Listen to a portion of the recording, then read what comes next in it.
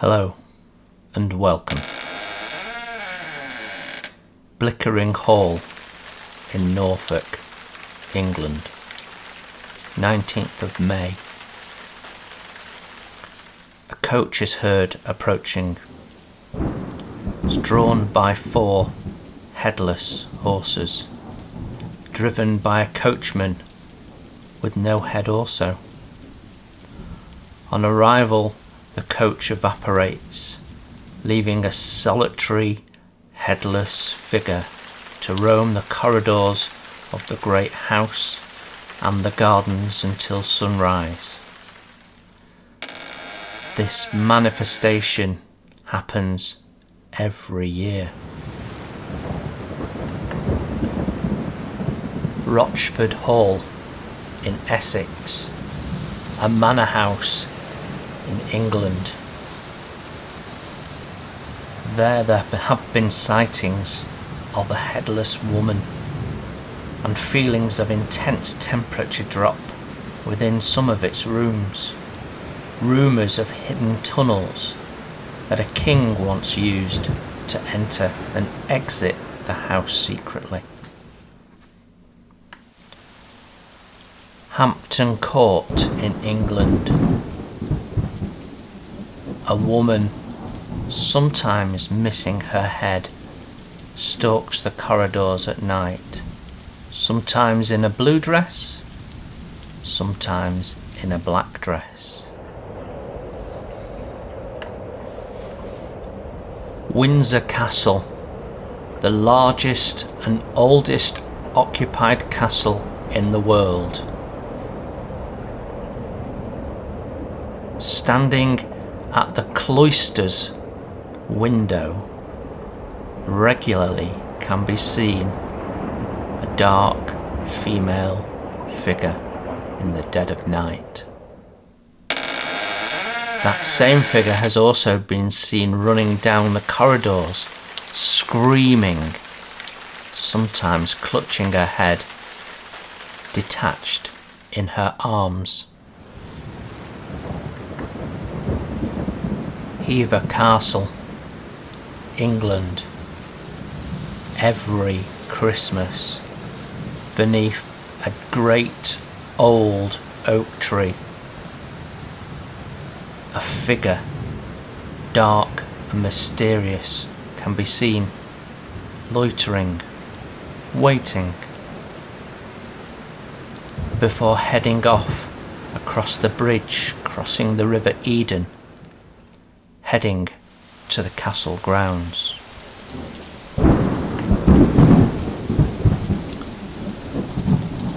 Late one night, a flickering light was seen in the locked Chapel Royal, the Tower of London. The captain of the guard, seeing the light, tried to discover the source by climbing up a ladder, and was met by an unbelievable sight. Unfolding inside the chapel, a procession of knights and ladies dressed in ancient medieval costumes were pacing the chapel. Their leader, an elegant female, whose face he could not see, but whose figure was unmistakable.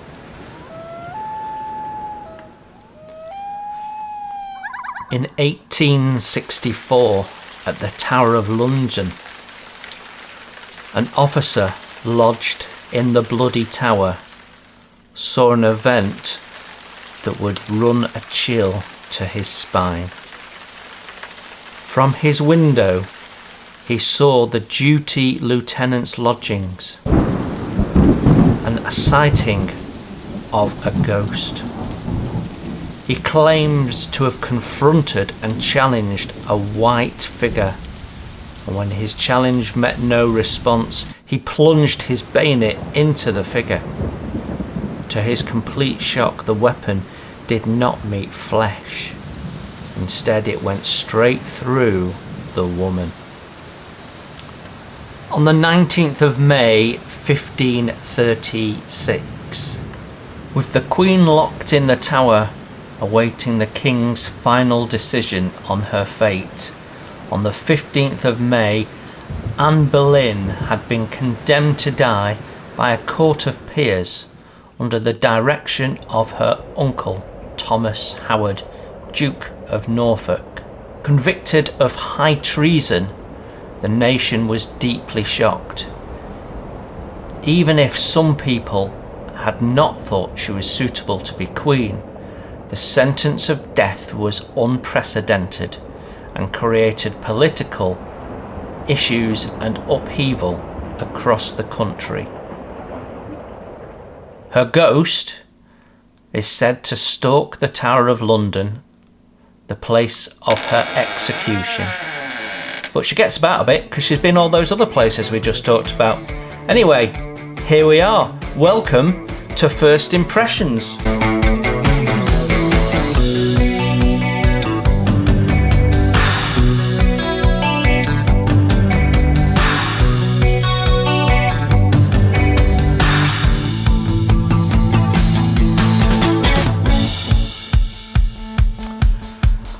Well, hello, welcome to Model Kit Stuff, and despite all that ghostly goings on, our first impressions today is a tragedy. And it's a tragedy because since this box left the factory, nobody has ever looked inside it. And that is a real tragedy. So yes, it's first impressions time, and we're looking at the Airfix Anne Boleyn. So this is the 1998 reboxing of the original 1974 tooling. It's a 1 to 12 scale kit, skill level 1, and if we look on the back, it has 1 Airfix flying hour. The box is really nice, colourful, and we've got an image of the painted model on the back, and a list of paints. Interestingly, her dress colour has changed on this release. In 76 and in 74, the previous two releases, she had a blue dress. So yeah, why they changed it, I don't know. Whether they discovered something more accurate, who knows. But this box has never been opened. It still has its original tape down it, and we are going to have a look inside the box for the first time since 1998 together.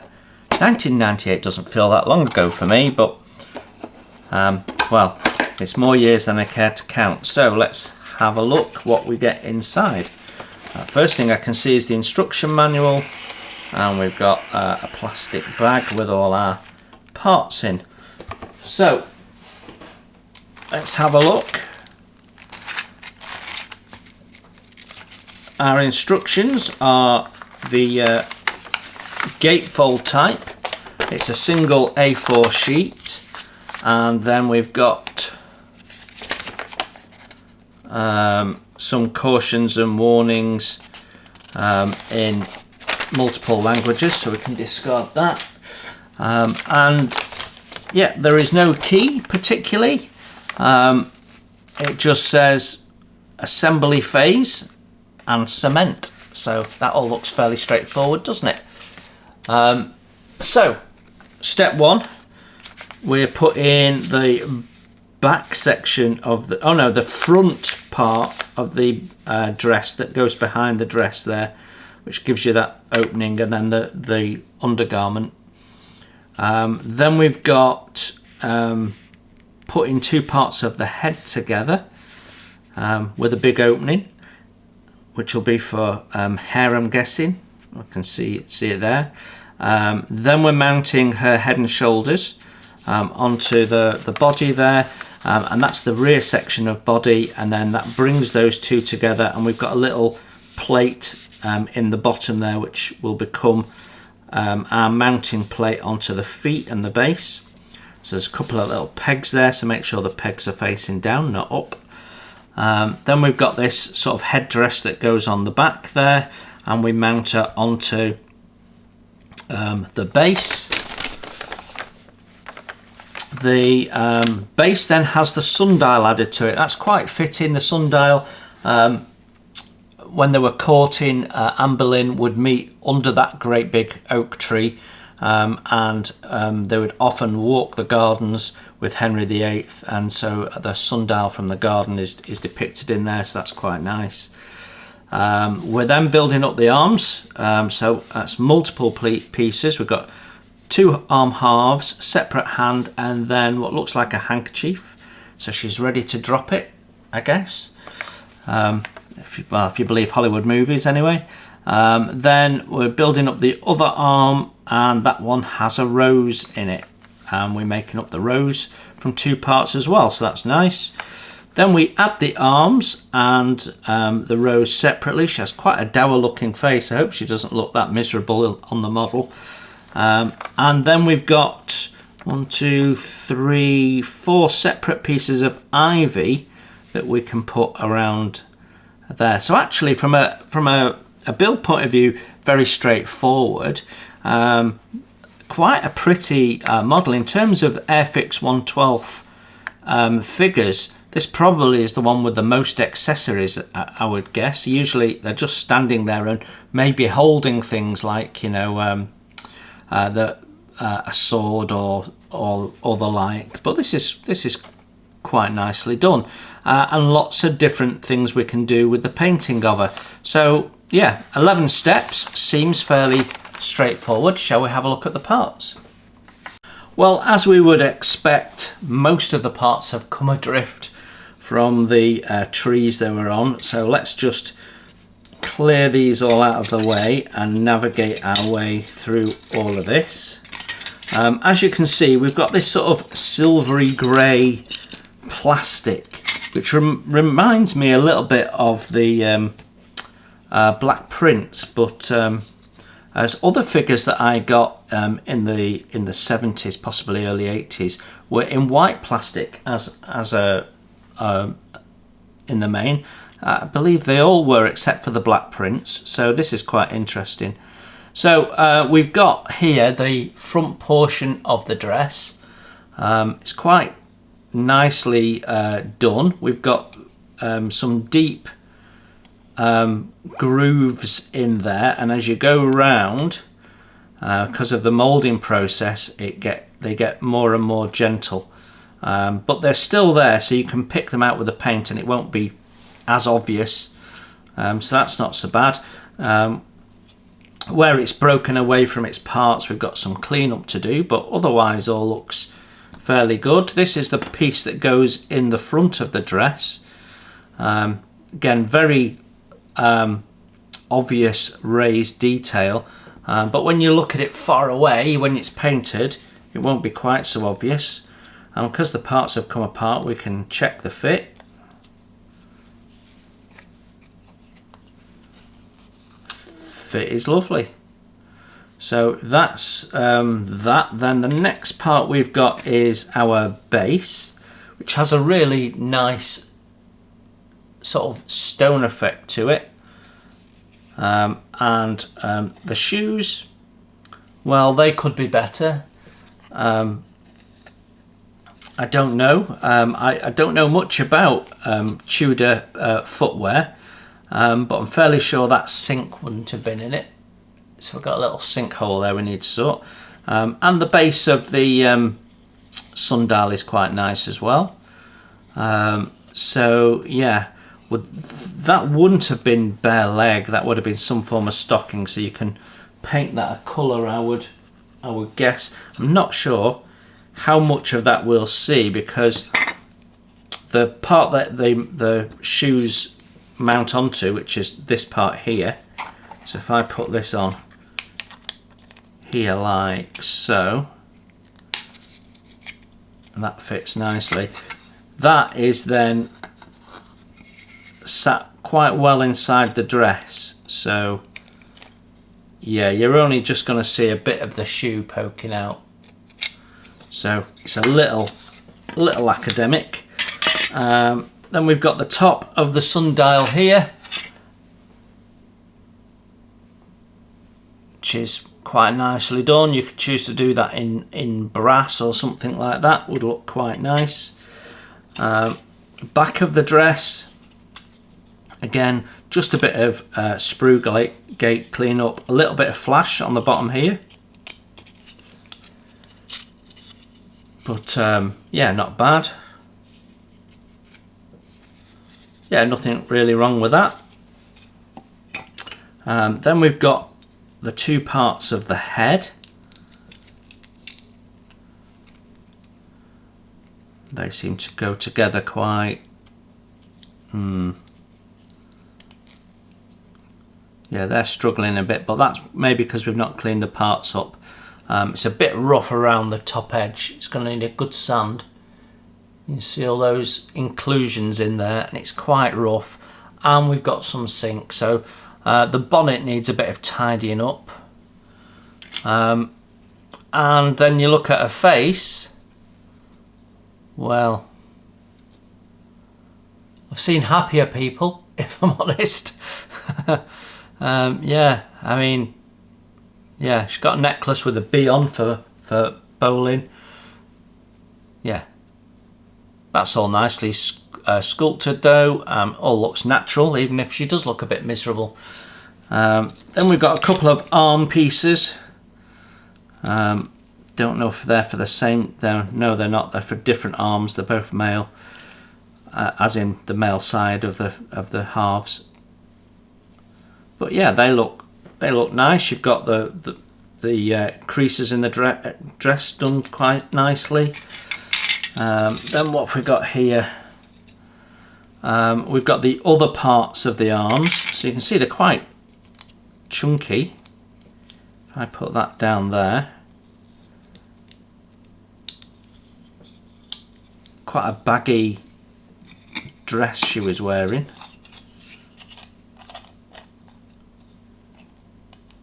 Yeah.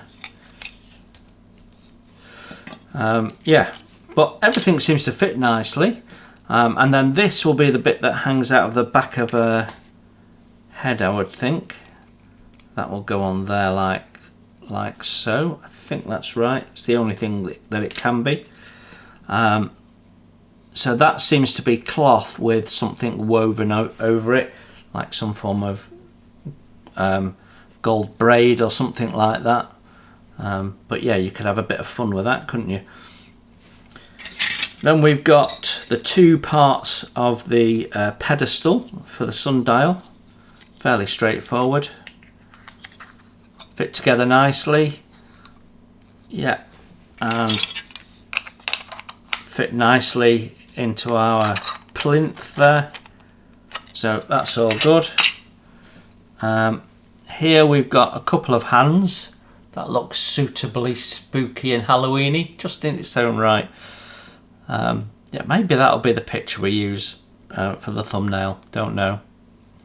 But yeah, quite a bit of sink on the inside, but I think that might get covered up. The hands themselves, they're okay. They're a bit smooth, you know, you've not got a lot of knuckle detail, but you might be able to paint that in possibly. And then we've got one separated ivy leaf, and they're quite nicely done actually. They've got they've recessed into them some of the little veins, so you could paint those in and they look quite good. The rest of them are on here. There's a bit of flash, quite a bit of cleanup to do on them, but they'll look quite passable when done actually.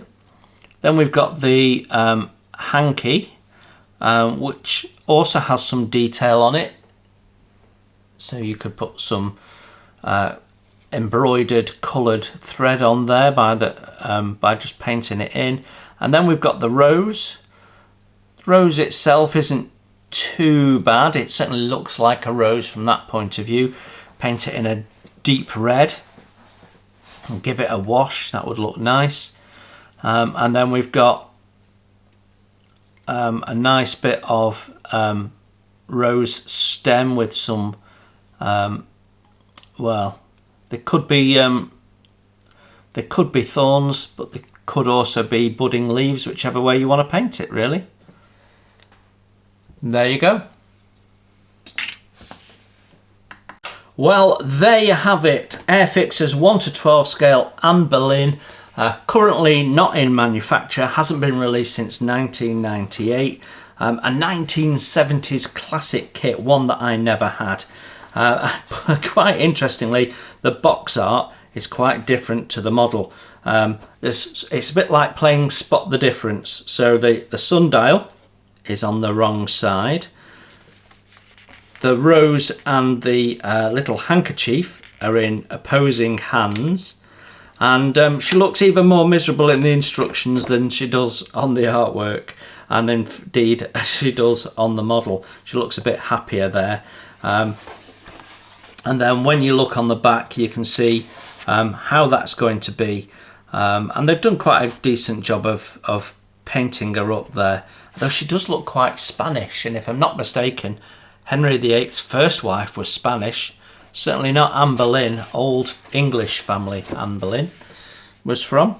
So what's my first impressions? Well, you know what? It's a really nice little model. Very simple to build. Great for youngsters. Skill level 1, absolutely. The painting, a little bit more tricky. You've got some opportunities to do some really nice paintwork on the ivy and the dress. Of course, you can do any colour you want and change things up as you like, but there are some norms within Tudor society. So the headdress, the little white dots would be pearls or something similar, so they would be white. So do a little bit of research if you want to do it accurately, or just have some fun with it if you don't. But the kit itself, you know, packaging, not bad. It's not top opening or anything, but not bad. All in one bag. Well, that's to stop you losing the parts when they fall off the sprues, having it all in a bag. So I've increased the risk massively by reviewing it today. But the plastic parts, simple clean up, nothing more, and the job will be done. So yeah, all in all, I think it's quite a nice, fun little build. If you quite like your figures, then sometimes revisiting the classics is a good way to go. There's quite a few different figures in the Airfix 112 range. Some of them are built, some of them I haven't, some of them I would never be interested in. But this one's always captured my imagination. I'm in no particular need of getting Henry VIII, because I don't think it's a particularly nice looking figure. And I don't think Anne Boleyn would thank me for having her stood next to him, to be quite honest. But I am looking for a Black Prince, and if I ever find one that's not at stupid money, we will show that on the channel too. So until the next time you enjoy your modelling, have a great day, and bye for now. Thanks for watching. Please hit the like button and subscribe if you haven't done so. It's free, and that way you won't miss my first impressions, my tool reviews, my product reviews, and any of my builds, including wooden model kits as well as plastic. It's all free, and if you'd like to support the channel, you can hit my PayPal link in the text below. Every pound goes straight into the channel to keep the cameras rolling and to do more fun stuff for you to watch.